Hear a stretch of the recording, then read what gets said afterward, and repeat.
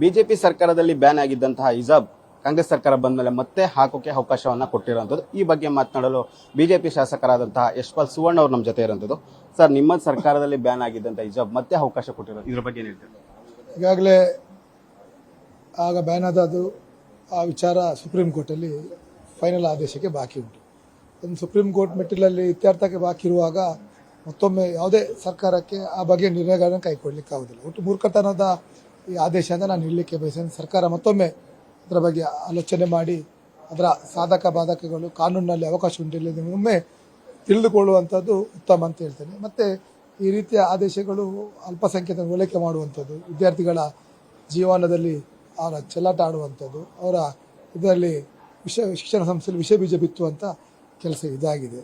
ಒಟ್ಟಾರೆ ಕಾಂಗ್ರೆಸ್ ಸರ್ಕಾರ ಕಳೆದ 3 ವರ್ಷದಿಂದ ಕೂಡ ಅಭಿವೃದ್ಧಿ ಮಾಡಲಿಕ್ಕೆ ಅವರಿಗೆ ಆಗ್ತಿಲ್ಲ, ಅನುದಾನಗಳು ಅವರ ಹತ್ರ ಕೊಡಲಿಕ್ಕೆ ಆಗ್ತಿಲ್ಲ. ಅದರಿಂದಾಗಿ ಜನರು ವಿರೋಧದ ಸಂದರ್ಭದಲ್ಲಿ ಈ ರೀತಿಯ ದಾರಿ ತಪ್ಪಿಸುವಂಥ ಹೇಳಿಕೆಗಳನ್ನು ಕೊಡ್ತಿದ್ದಾರೆ.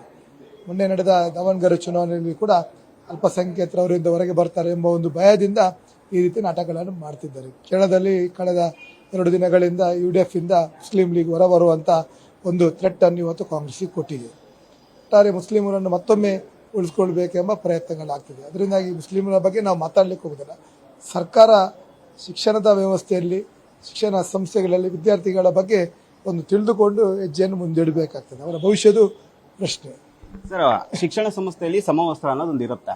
ಬಟ್ ಯಾವುದೋ ಒಂದು ಸಮುದಾಯ ಹೋಲಿಕೆಗೋ ಅಥವಾ ತಮ್ಮ ಮತ ಬ್ಯಾಂಕ್ ಭದ್ರಪಡಿಸ್ಕೊಳ್ಳೋಕೋ ಈ ರೀತಿ ಕ್ರಮಗಳನ್ನು ಕೈಗೊಳ್ಳೋದು ಎಲ್ಲೋ ಒಂದ್ ಕಡೆ ಪೋಷಕರಲ್ಲಾಗಿರ್ಬೋದು ಮತ್ತು ವಿದ್ಯಾರ್ಥಿಗಳಿಗೆ ಗೊಂದಲ ಕಾರಣ ಆಗ್ತದೆ ಅಲ್ಲ ಸರ್? ನೋಡಿ, ಶಾಲೆಗಳಲ್ಲಿ ಯೂನಿಫಾರ್ಮ್ ಅನ್ನು ಜಾರಿ ಮಾಡಿದ ಉದ್ದೇಶ ಅಂತ ಹೇಳಿದ್ರೆ ವಿದ್ಯಾರ್ಥಿಗಳ ಜೀವನದಲ್ಲಿ ವಿದ್ಯಾರ್ಥಿಗಳಾಗುವ ಸಂದರ್ಭದಲ್ಲಿ ಯಾವುದೇ ವ್ಯತ್ಯಾಸಗಳಾಗಬಾರ್ದು.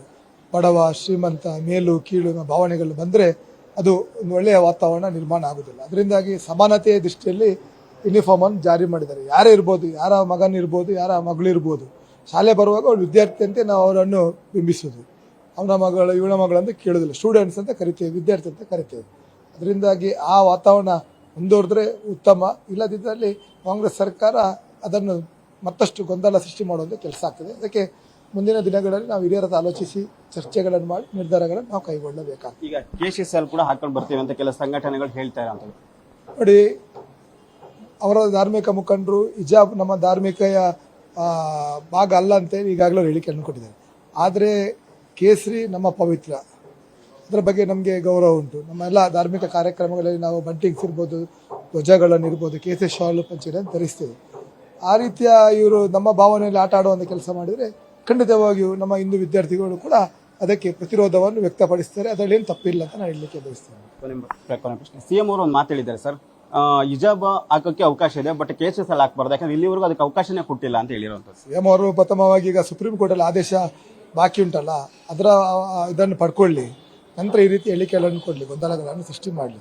ಸುಪ್ರೀಂ ಕೋರ್ಟಲ್ಲಿ ಇರುವಾಗ ಮ್ಯಾಟ್ರ್ ಪೆಂಡಿಂಗ್ ಇರುವಾಗ ಈ ರೀತಿಯ ನಿರ್ಣಯಗಳನ್ನು ಕೈಗೊಳ್ಳಲಿಕ್ಕೆ ಆಗ್ತದಿಲ್ಲ ಎಂಬುದನ್ನು ಮಾಹಿತಿಯನ್ನು ಪಡ್ಕೊಂಡು ಮತ್ತೆ ಕೊಡಲಿ, ಮತ್ತೆ ನಾವು ಅದಕ್ಕೆ ಉತ್ತರವನ್ನು ಕೊಡ್ತೇವೆ.